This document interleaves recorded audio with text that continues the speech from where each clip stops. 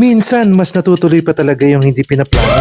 And another daily dose update guys. At ayan nga, biglaan tayong bumiyahe kasama natin si Mrs. Pinag-uusapan o pinagkukwentuhan lang namin dati yung mga ganito.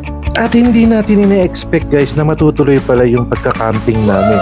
First time nating magka-camping guys, kaya excited na excited tayo.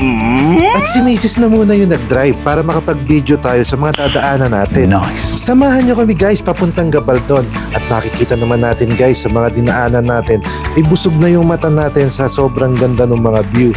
At dahil nature lover tayo, mas gusto natin o nag-i-enjoy tayo sa mga ganitong libot o gala. Pagkatapos nga ng ilang oras nating biyahe, nakarating na tayo ng Gabaldon. At ilang minuto na lang guys, ay makakarating na tayo sa Barangay Calabasa. Doon kasi tayo pupunta sa Calabasa River.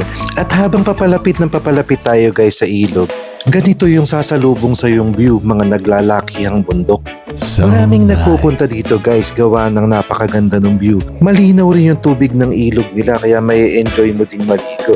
At higit sa lahat, napakamura lang nung entrance fee nila dito. 10 pesos lang per head guys. Ganyan nakaganda yung view na makikita mo. Tapos makakaligo ka pa sa malinaw na ilog. At pagkatapos natin guys magbayad ng entrance fee ay huminto muna tayo sa mga nagtitinda dito para makabili tayo ng mamimerienda natin at inumin. Sa pagkakaalam ko guys ay pwede ka rin magpaluto ng ulam sa kanila kung may mga gusto kayo paluto. May additional charges nga lang para sa pagluluto nila. Pagkatapos nga natin makabili ng mga merienda natin, ay humanap na tayo ng magandang spot dito kung saan makakapwesto. Malapit sa tubig yung kinuha nating pwesto. Set up na muna natin guys yung awning tent natin pati yung camping chairs and table para masubukan natin.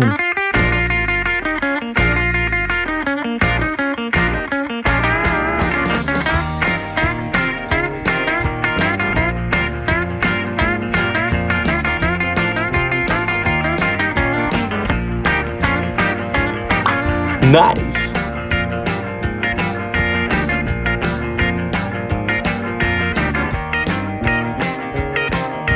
At pagkatapos nga nating ma-set up guys yung mga gamit natin, ay pumuwesto na tayo dito para makapag-relax tayo. Enjoy na muna natin guys yung lugar.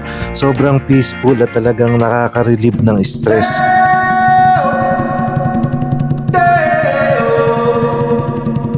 Daylight come and we won't go home.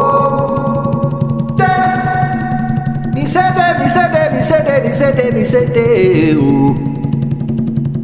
Daylight come and me won't go home. Work all night on a drink of rum.